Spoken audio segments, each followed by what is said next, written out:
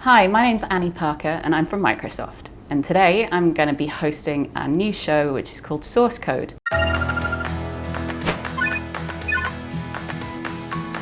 And today, joining me on the wonderful purple sofa are Richard and Rocky from Uncrowd. Do you want to say a quick hi?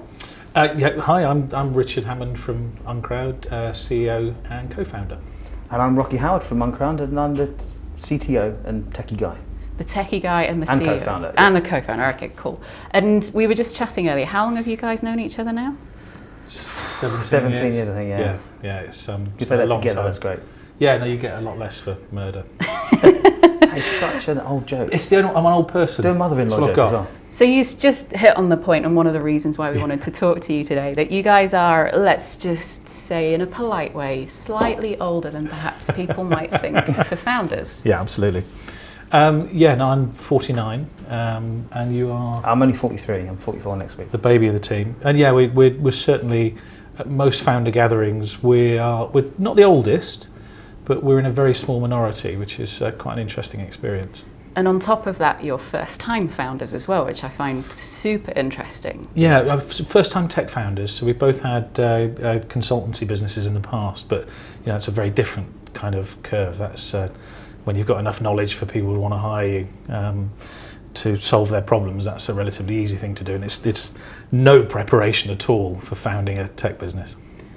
So what made you do it then? What gave you the kick up the backside to go and do this big thing? Well, I mean, I as typical for my sort of field, I found myself in a very sort of restrictive technical roles. I finished university, I went to work with Thomson Financial and Procter & Gamble, loads of big projects, loads of really techie sort of staff, run development teams. And for me, the main problem was it was just stifling. There was no creativity in it, and it's one of the struggles that I always found with those sort of things. So this seemed like a way to just sort of take a few risks, and as Richard said, I had my consultancy for a while, but that was just doing more of the same, just smaller scale. And to be fair with Thomson, there was that time where we went out on a Tuesday night and he went back to the office on the Wednesday. It was all in a rush, Wednesday morning, finally got back to the office, and then he turned back up at my house 3 hours later going, nobody noticed I was gone.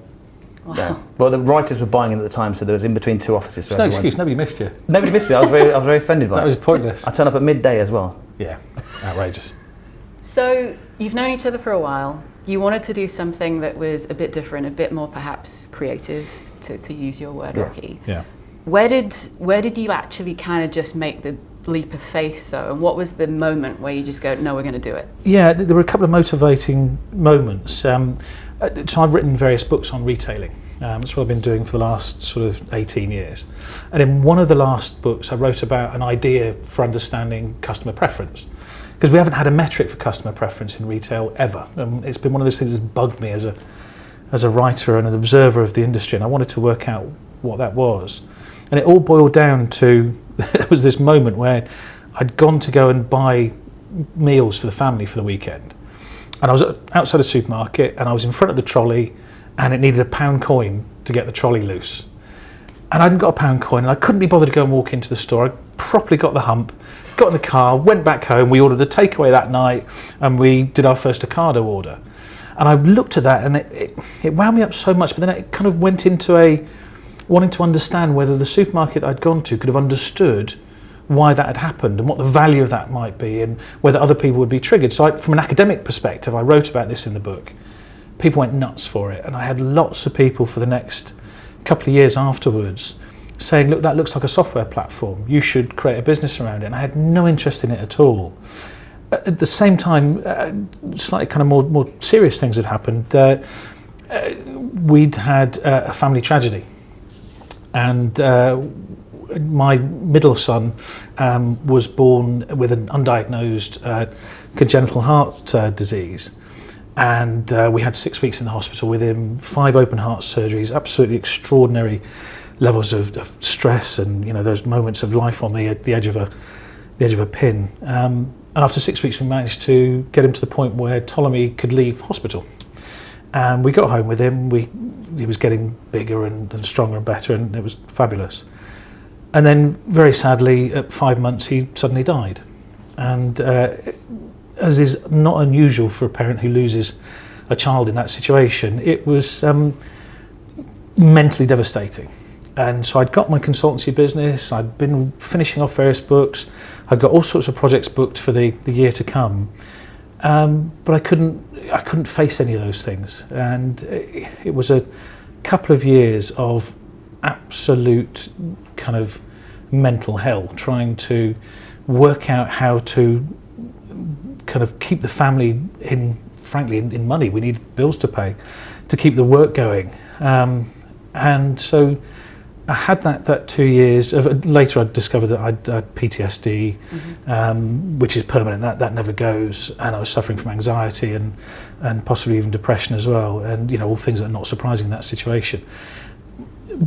But through that kind of awful period, and Rocky and I have known each other a long time, Rocky and other business associates as well, various people, incredible kindness, helped kind of keep jobs coming our way, keep things happening. But I got to a certain point where, and I think this relates to the older founder thing as well, where I suddenly thought, I've had, and this was 5 years ago incidentally that we lost Ptolemy, I've had all this time to do what I want to do with a business. I've had all this time to do what I want to do as a family.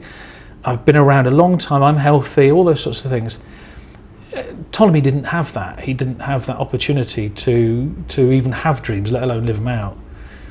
And so I suddenly got to the point where I thought,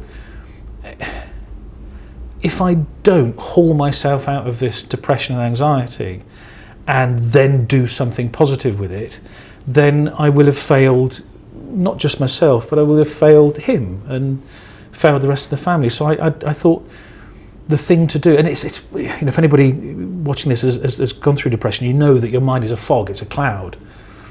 And anxiety starts telling you crazy things about what you can and can't do. And ridiculously, the one bit of anxiety that I still have is I find it very hard to get on the bus with my children. I've got 5 children in all, which is an odd thing. There's no reason for it. It's not connected to what happened, but you have to push through these things. And so I said to myself, well, for the period before Ptolemy arrived and the period after he died, people have been talking about this idea and creating a business around it. I should at least do that. And actually, even if from here we are, it ends up not working or we end up making something else out of it, it almost feels like the stakes are too high, but they're not. It's the very process of deciding to do it in the first place was the thing that I needed to do. And having done that, it then became a really interesting idea as founders, and we've noticed this sets us apart from other founders, is we can't waste any of it. So every single bit we do, every single decision has to be predicated on the idea that this has come through that process. This is about being able to return to the world and face the world and make something positive out of it. And as I say, if Uncrowd ends up being what we want it to be, fabulous. If it ends up ending somewhere else, we've done the thing we needed to do to be able to return to the world. And that it's a long answer to your very simple question, but that's very much the truth of it, is not being prepared to allow the fog to overcome you and having an incredible impetus to just solve it. That's an incredibly powerful answer, and thank you for sharing that. Rocky, given that you two are such close friends, I can imagine watching that, on the outside must have been difficult to watch a friend go through that kind of stress. It was. I mean, I've been through some, not as bad as that, similar things in the past, so I could empathise a lot with it. The key for me, and it tends to be why what we do works so well, is that whenever there's an imbalance between the founders, the other one sort of goes the opposite. So one of the things that he did, he was writing his book for the one that formed the basis of the idea behind the business. And he went out to Bulgaria, to Sofia, to do that, just to get away from everything and just do that. So I just booked a flight and I went out and annoyed him, frankly, and took him to beer gardens and kept him amused. And there was one point where it came to a point where it was, look, okay, people keep saying that this is a business. This idea you've got is resonating so well amongst everybody that really matters. Let's do it then.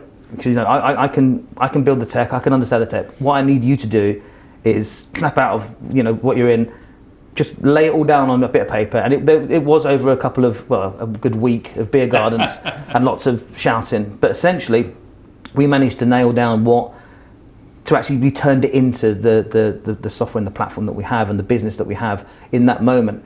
And I think having that, my part in that, my role in that, I think is quite important. There's same times where, you know, something might go slightly wrong. I'm having some sort of issue with a technical problem or something like that. There tends to be the grounding that happens between us, which really works well. Through it. So it's interesting how a lot of the stories that you've just shared, you know, whether it's about having the guts to sort of go and do the big thing and make that leap of faith, and doing things for really personal reasons, and, you know, sort of struggling through founder mental health and anxiety issues and having arguments. And really for me, the thing that I find fascinating is one of the reasons that perhaps you are better able to do that is because you are older. Yeah. And yet, you know, that isn't necessarily perhaps what the startup community looks for. Sure. So give us some of the sort of examples of where you think, you know, age is actually holding you back or is against you. Holding back, that's a really good question, because inevitably there is the occasional person that will be, oh, you guys are a bit older than I was expecting when you turn up to a meeting. That tends to dissipate, that tends to go. But you've got the Y Combinator founder, Paul Graham, who famously said that anybody over 28 has no energy to be able to create a startup. Over 38, there's no point because they don't have the ideas. Mark Zuckerberg said that young people are just smarter. And there was a little bit of that. And when we've been amongst Valley communities, when we've been in San Francisco, you kind of see that, but it doesn't seem to be such a problem in the UK and Europe. We see far more experienced founders here, because the truth of that is that I think when you've experienced more of life, particularly when you have run your own businesses, albeit of a different and perhaps less stressful type, you know, you've had clients, you've had times where clients have been delighted, times where clients haven't been quite so happy. You've had to go through things, you've had to pay the bank manager, you've had to do all those things. You kind of know it never gets really awful. You know, you know that the worst things in life are actually nowhere near your business. You know, Rocky kind of hints at it, but we've both experienced losses and tragedy, because when you get to your 40s, of course you have. And that equips you far better to cope with startup life than, I'm lucky to have daughters who are in their 20s, and I would support them if they wanted to start a business themselves, but I'd be very worried for their kind of state of mental health at that age, because you kind of think your entire world is the thing that's in front of you. And if the thing that's in front of you is hurting you because either it's not going well or projects are, whatever it is, if that thing's hurting you, you can't see past it. Mm-hmm. But you get to our age and you know that you know that what's the other side is okay. So there are one or two people who are kind of disappointed. Now, from our side, when you meet a VC who's kind of like 27 or something, who's a VC because they've already made their millions, there is a bit of you that kind of traders, goes, yeah, everyone's trader. Yeah, where our prejudices kick in, and you have to. We met a great guy last week who's going to put some money into the business, and we had to go through that process of going, no, he's a grown up. He's an actual proper grown-up, and he's a good guy, and he knows what he's doing. But it's interesting, one of the things that I found that I didn't expect was that because I'm only 43, so I'm not quite Saga Holiday range like you are, but I qualify next year. You do, you bang in. You can bring Uncrowd to the Saga.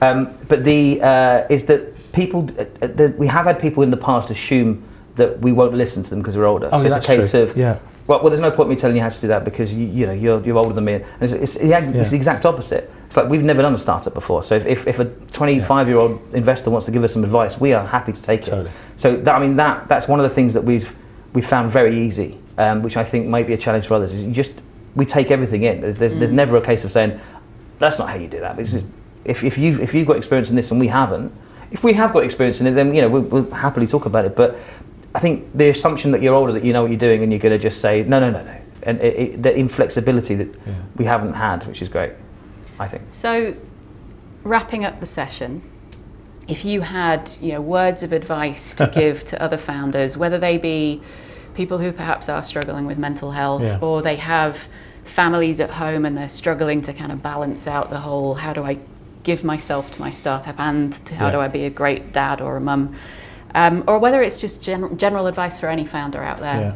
Any words of advice you want to share? Yes, certainly. That's a really good perspective on it. Is the first thing is that no matter how kind of deeply into the well you are. If, you know, we talk about mental health issues, if you are struck by those things, always try and find the rungs of the ladder. And there are two things that I did that helped me to get to this point where I wanted to have some easy wins every day. So I said, I'm going to have a physical easy win and I'm going to have a task easy win. And the physical easy win was just, I said, right, I'm going to have a cold shower after my normal shower every morning. I'm just going to do it every day until I don't need to do it anymore. Just picture that. Yeah, I'm so sorry. As long as you're not watching at lunchtime, hopefully people's stomachs are all right. Yes, you have a cold shower every morning because it's an easy thing to win, and you can get out of the shower and go, okay, I've ticked a thing off. And the second was, it was a tiny little thing. My watch here, you can put different faces on it. So I said, all I'll do is I'll put a different replica face on it every day, and I'll take a photograph of it and put it on a blog. And I did both those things for 104 days. And at 105 days, I suddenly woke up and I went, that's it, I don't need to do it anymore. And that's the thing about when you're in that tough time, is that you often think you've got to do big things. You've got to change your job, or you've got to, I don't know, in my case, lose weight, or whatever it might be, or something massive has to, and relationships break up, and people stop their startups. They abandon you don't. You can find small steps, small victories, little possible potential victories, and as long as you've got those and you walk through them, the bigger victories come the other side. So that's definitely a piece of advice I'd give to particularly younger founders who maybe haven't experienced those kinds of feelings before and see that black wall. We've definitely seen some fabulous startup ideas finish because the founders have run out of mental pace, because they've been overwhelmed by something. And I'd love those guys and girls to understand that there are ways of climbing out of the pit, and you can get onto the top, and you won't even know necessarily you're doing it. It'll just come to a day where you go, okay, I'm okay now. I mean, an extension of that, you know, it's from the technical side of things, is that one of the things I've always suggested to people, and it's one of the motivations I have, is to never get too comfortable technically with things that you know and you know, known methods of doing things. One of the most exciting parts of a startup for me and the team that we're building technically is allowing people to just try new stuff all the time, even if there's an established way of doing something. You know, it's not just a case of innovating through what your startup does. So in the retail world, we're innovating in all these fancy ways. We want to make sure that we don't just layer that on tried and tested technology. We innovate in technology as well, so that there's a lot of value for everybody, and nobody gets bored and nobody gets sort of frustrated with the situation I found myself in, just sitting on a desk for 10 years doing nothing particularly exciting. So I'd definitely always seek that out if you can. Yeah. One thing that's become really obvious as I've been chatting to you both is, you know, perhaps other people might see the fact that you're in your 40s still just, you've got away yet. You know, you're in your 40s, but that's a superpower, right? The fact that you have that age and experience and a few battle scars is a superpower. And I often sort of, when people see weakness, I actually see it as something to be proud of and use as whatever ammunition you need every day to keep moving forward. Yeah. So thank you guys for sharing. It's been awesome to meet you and to learn a lot about you. And again, thank you for sharing some really personal stories. That's absolutely what we're trying to do with this show, is to encourage founders to realize that it's not just about the startup. It's about what happens every day and every night and with your friends and your family and all of the impacts around it. So absolutely. I'm really, really grateful for you joining us today. If somebody can see a bit of light at the end of a tunnel from something either of us have said, that's made the entire trip worthwhile. Awesome. Thank you, guys. Thank you. My name's Annie Parker. This has been Source Code. Thanks for tuning in.